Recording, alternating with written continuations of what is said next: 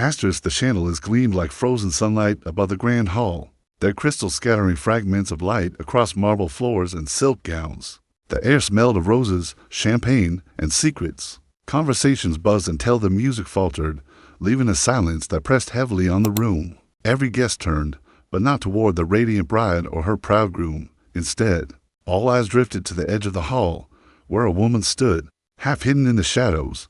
She was not dressed in satin or adorned with diamonds. She wore a maid's uniform, black and white, stiff and plain, the kind that rendered her invisible among those who ruled the world. Yet she could not hide the curve of her stomach. Her pregnancy, undeniable and vulnerable, stood in sharp contrast to the glittering perfection of the occasion. A murmur spread like wildfire through the crowd. The bride, her smile polished yet cutting, beckoned the maid forward. Her tone was laced with condescension, daring the servant to resist. Guests shifted uneasily, knowing instinctively that cruelty was about to unfold. The bride demanded that the maid sing, not for joy, not for celebration, but for humiliation. Her name was Alara. For years, she had walked the corridors of this household, silent and unseen, her footsteps muffled on marble, her hands busy polishing, carrying, sweeping. Few bothered to know her story. Few cared to learn of her once rising dreams. Long ago, she sang in a small church choir, her voice so pure that people swore it could reach the heavens. But life is often merciless. Poverty had silenced her, betrayal had scarred her, and heartbreak had left her carrying a child alone. That night, Alara did not just carry the weight of her unborn child. She carried the crushing burden of shame, judgment, and the silent prayer that she could endure whatever humiliation the wealthy might throw upon her. The bride Celine stood gleaming in a gown worth more than most earned in a year. She smiled, like a queen, and yet, beneath her pearls, bitterness stirred. Alara represented everything she despised: imperfection, vulnerability, the reminder that beauty fades, but dignity endures. Celine pulled Alara into the spotlight, determined to make her small. Alara's cheeks burned. Her breath caught. To sing in front of these people felt like being stripped bare. Yet when she looked down at her belly, her resolve shifted. What kind of mother would she be if she bowed her head and surrendered to shame? Would her child grow up seeing weakness or strength? She closed her eyes, her hands trembled, but her heart steadied. A single note slipped past her lips, fragile, hesitant, but alive. Another followed, stronger. Then the hall filled with music unlike any they had ever heard. It wasn't the song of a servant. It wasn't the cry of a woman defeated. It was a voice carved from pain, rising out of despair. Radiant with beauty, the chandeliers glittered as though awakened. Guests forgot to breathe. Tears slid silently down cheeks, once filled with judgment. Then something extraordinary happened. The groom, Lucian, a man of great wealth and stern reputation, rose from his seat. He moved slowly, his eyes never leaving Alara. The crowd parted in stunned silence as he walked toward her, each step echoing across the hushed hall. He stopped before her and, without hesitation, took her trembling hands. His face was streaked with tears, his expression filled with recognition. Celine froze, fury blazing in her chest. This was supposed to be her perfect day, her triumph, yet here was her groom, transfixed not by her, but by a maid.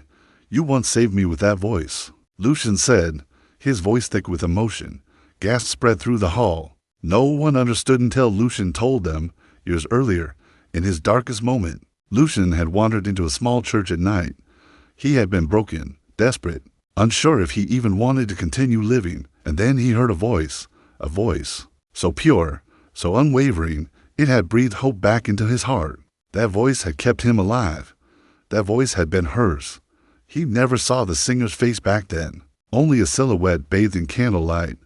But now, standing before him, he recognized the same unshakable voice, the voice that had once pulled him back from despair. Lucian dropped to his knees before Alara. Gasps turned to sobs as he placed a gentle hand upon her pregnant belly. His words rang clear, louder than the whispers that tried to swallow them. "No one humiliates the woman who gave me back my life. Not today, not ever." The guests erupted into applause, their emotions overwhelming. Celine's fury twisted her perfect smile into a mask of bitterness. Her plan to humiliate had become her downfall. The maid she had meant to shame was now revered, lifted higher than anyone had ever imagined. Lucian declared to all present that Alara would never again be treated as a servant. Her dignity would be honored, her voice celebrated, no longer hidden. In shadows, she would stand in the light she deserved. The room wept. Some whispered prayers. Others clapped until their hands ached, and Alara stood trembling, overwhelmed. For the first time in years, she was not invisible. She was not a burden. She was not just a maid. She was a woman of worth wedding, meant to be Celine's crowning moment. Became something else entirely, a living lesson that cruelty dressed in lace. And jewels can never outshine humility, truth, and courage. As the sunlight broke through the towering windows, beams of gold fell across Alara's tear-streaked face.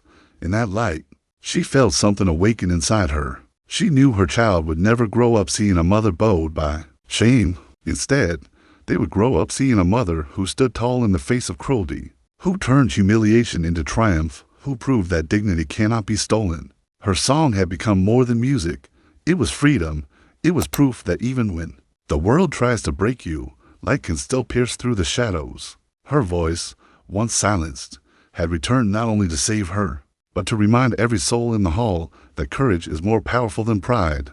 The bride's jewels sparkled, but they could not compete with the radiance of truth. Celine had lost not just her dignity, but the admiration of all who saw her cruelty revealed. Alara, on the other hand, stood transformed. As she wiped her tears, Alara whispered to her unborn child, a promise etched in her heart. You will never inherit my shame. You will inherit my strength. And in that moment, the hall was no longer just a place of wealth and grandeur. It was a witness to redemption, a place where a servant became a symbol of courage, and where the voice once dismissed as unworthy rose high enough to change lives.